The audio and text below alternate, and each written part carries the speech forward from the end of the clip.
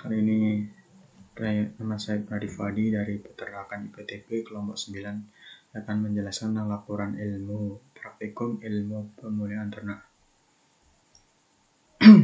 yang membahas tentang heritabilitas, korelasi genetik, dan repeatabilitas. Kita mulai saja dari pendahuluan. Latar belakangnya, heritabilitas merupakan parameter genetik yang dapat digunakan untuk mengukur kemampuan dari suatu sifat yang dimiliki yang disebabkan keragaman genetik dan lingkungan. Perhitungan heritabilitas dapat digunakan untuk mempertimbangkan apakah induk dengan sifat yang bagus baiknya dikawinkan atau diganti. Korelasi genetik merupakan hubungan antara suatu sifat dengan sifat yang lainnya yang disebabkan adanya gen yang mempengaruhi lebih dari satu sifat. Korelasi genetik. Hasil dari perhitungan korelasi genetik dapat dijadikan pertimbangan apakah suatu sifat pada ternak sebaiknya diperbaiki pada keturunannya atau tidak. Repeatabilitas merupakan sebuah parameter genetik yang dapat digunakan untuk mengukur ternak dari awal produksi dan produksi berikutnya. Repeatabilitas dapat digunakan untuk seleksi ternak. Apakah ternak yang memiliki penampilan produksi yang dianggap baik pada suatu populasi layak untuk dipertahankan atau tidak.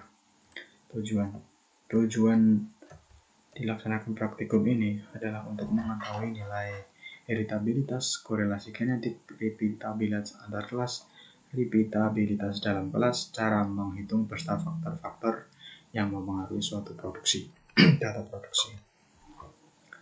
Manfaat dilakukannya praktikum ilmu pemulihan ternak adalah peserta dapat mengetahui, menghitung nilai heritabilitas, korelasi genetik, repeatabilitas antar kelas, repeatabilitas dalam kelas, cara menghitung beserta faktor-faktor yang mempengaruhinya.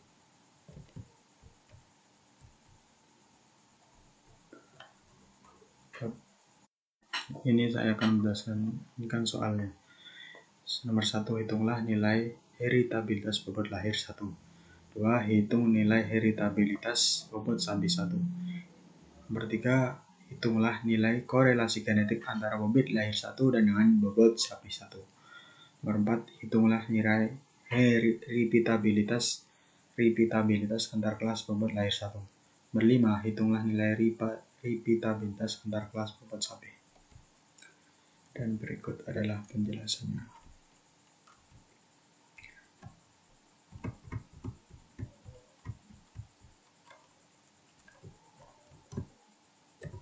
Berikut adalah rekapitulasi data nilai heritabilitas bobot lahir. Diketahui betina bobot lahir BL kuadrat YI YI kuadrat Y kuadrat IK. N-nya 20, S5, NI-nya 4, K-nya 4. Untuk faktor koreksi yaitu Y kuadrat per N, dan hasilnya ini bisa diketahui. Jumlah kuadrat antar pejantan rumusnya begini dan hasilnya begini. Jumlah kuadrat antar anak dalam pejantan rumusnya ini sigma I sigma K Y kuadrat IK min sigma I Y kuadrat per NI, dan hasilnya 0,38. Derajat bebas antar pejantan S-1 hasilnya 4. Derajat bebas antar anak dalam pejantan N-S 20 min 15. Kuadrat tengah antar pejantan hasilnya KTS atau KTS sama dengan JKS per DBS. Sudah diketahui tadi, berarti hasilnya 0,042. Kuadrat tengah antar anak dalam pejantan atau KTW, rumusnya JKW per DBW, yang diketahui 0,052. KTHW sama dengan ragam kuadrat W atau KTW, sama dengan KTW juga, hasilnya 0,0252. KTHS sama dengan ragam kuadrat S. Rumusnya KTS min KTW per K, dan hasilnya bisa diketahui 0,0042. Di sini nilai heritabilitas sama dengan 4 ragam kuadrat S per ragam kuadrat S plus ragam kuadrat W, dan hasilnya 0,57. Dari kesimpulan itu, nilai heritabilitas bobot lahir kambing besar 0,57. Hal tersebut menunjukkan bahwa nilai tersebut dalam kategori tinggi. Nilai heritabilitas yang tinggi diduga disebabkan oleh meningkatnya ragam genetik. Dan ini adalah pembuatan daftar sidik ragam heritabilitas. Bisa dilihat. Dan ini adalah rekapitulasi data yang nilai bobot sapi. Ketahui jantan, betina, bobot sapi 1, bobot sapi 2, YI, Y kuadrat, Y titik-titik, Y kuadrat IK, YI kuadrat per NI, dan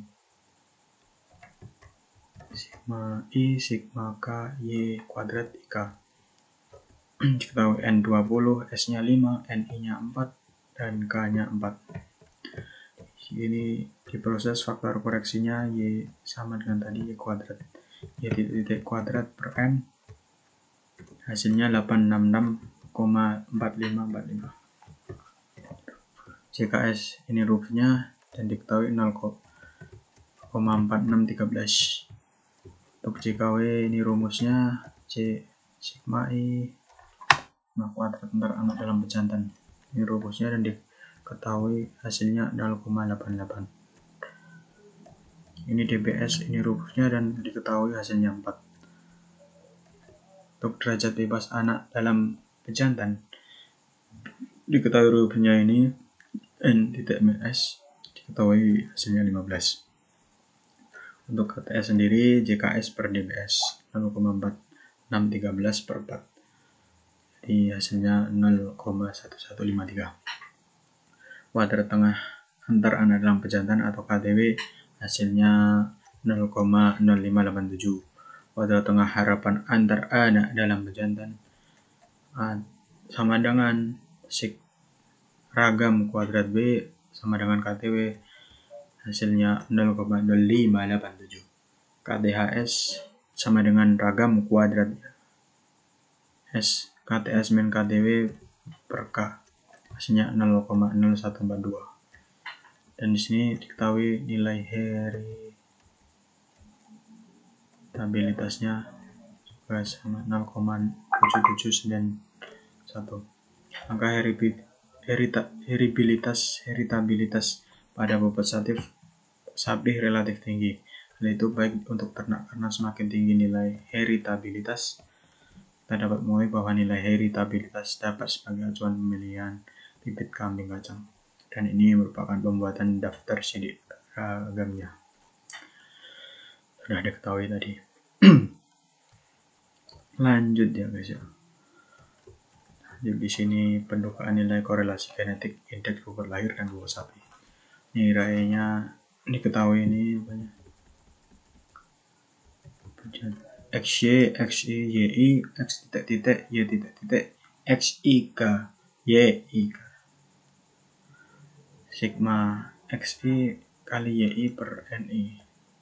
N-nya 20, NI-nya 4, S-nya 5, dan K-nya 4. Faktor koreksi di sini X titik-titik kali Y titik-titik per N titik. Hasilnya ini 219,52.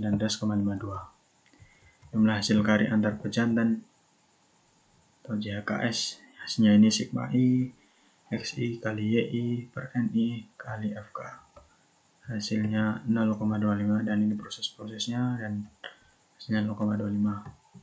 JKHW atau jumlah hasil kali antar anak dalam pejantan. Rumusnya ini prosesnya dan hasilnya 0,15. Derajat bebas antar pejantan DBS S-1, hasilnya 4. Derajat bebas anak dalam pejantan atau DBW, hasilnya proses dan 5, hasilnya 5. hasil kali rata-rata anak dalam antar pejantan atau HKRS sama dengan CHKS per DBS yang sudah diketahui tadi, min 0,25 per 4 sama dengan 0,06. HKRW C sama dengan CHKW, hasil kali rata-rata antar anak dalam pejantan.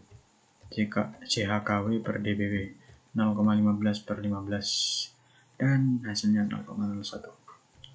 Dan di sini hasil kali rata-rata harapan antar anak dalam pejantan sama dengan KOV sama dengan HKRW berarti 0,01. Sini hasil kali rata-rata harapan antar pejantan HKRHS, ini rumusnya dan hasilnya 0,128.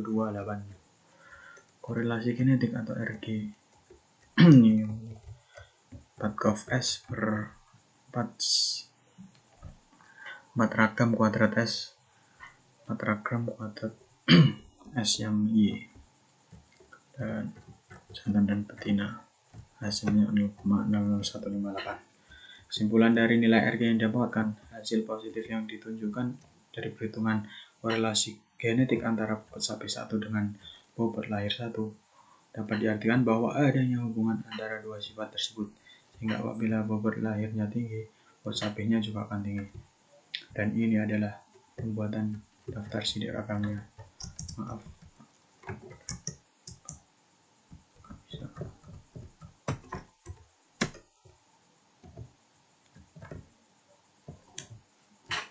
Ini perhitungan pendugaan nilai repeatabilitas antar kelas yang diketahui. Bobot lahir 1, bobot lahir 2, perkalian antara X dan Y per individu, sigma X 2, sigma X kuadrat, sigma Y kuadrat, sigma XY. R sama dengan nilai repeatabilitas. R sama dengan sigma XY min dalam kurung sigma X per sigma Y per N dalam kurung lagi. Dan per akar dari sigma X dalam kurung lagi sigma X kuadrat min sigma X kuadrat per N dalam kurung itu kurung dan tutup kurung kali dalam kurung sigma Y kuadrat min sigma Y kuadrat per N tutup kurung. Proses ini dan hasilnya adalah 0,3208 yang disimpulkan bahwa kemampuan ternak untuk melahirkan anak kambing dengan bobot lahir yang hampir sama dengan bobot lahir sebelumnya sebesar 32%, sedangkan 78%-nya dipengaruhi oleh faktor lingkungan. Pendugaan nilai repeatabilitas Laplace. Berikut nilai rekapitulasi datanya. Diketahui bobot sapi 1, bobot sapi 2, bobot sapi 3, YI. Sigma YIC sama dengan 1048,427 dan titiknya sama dengan 24, Y-nya Y titik 158,5, MI-nya 3. Faktor koreksi sama dengan Y titik kuadrat per M dan proses dan hasilnya 1086,7604. Jumlah kuadrat antar individu atau CKB sama dengan itu rumusnya proses sigma I YI titik kuadrat min per MI min FK. Ketahui proses dan hasilnya 0,4185. Jumlah kuadrat pengukuran dalam individu atau JKW yang sama dengan sigma I sigma K Y kuadrat IJ min sigma I YI titik kuadrat per MI. Proses dimasukkan hasilnya ada yang tadi hasilnya 1,2480. Derajat bebas antar individu atau DBB N-1 sama dengan 7. Derajat bebas pengukuran dalam individu atau DBW N sama dengan N kali dalam kurung MI-1 8 kali 2 jadinya, dan 16 kuadrat tengah antar individu atau KTB JKB per DBB 0,4185 per 7 0,05, jadi sama dengan 0,0597. Kuadrat tengah pengukuran dalam individu atau KTW sama dengan JKW per DBW.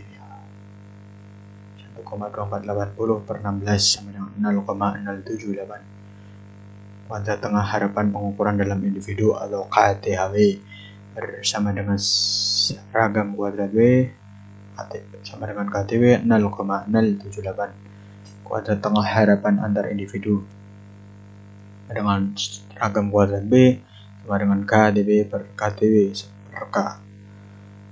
Dengan proses-proses ini per 3 min 0,0061. Nilai probabilitasnya yaitu ragam kuadrat B sama dengan ragam kuadrat B plus ragam kuadrat W min 0,061 per min 0,061 plus 0,078. Hasilnya min 0,08484. Hasil itu menunjukkan angka di luar rentang nilai repeatabilitas. Hal tersebut menunjukkan bahwa data yang diolah kurang valid atau terlalu sedikit. Dan ini merupakan pembuatan daftar sidik ragamnya.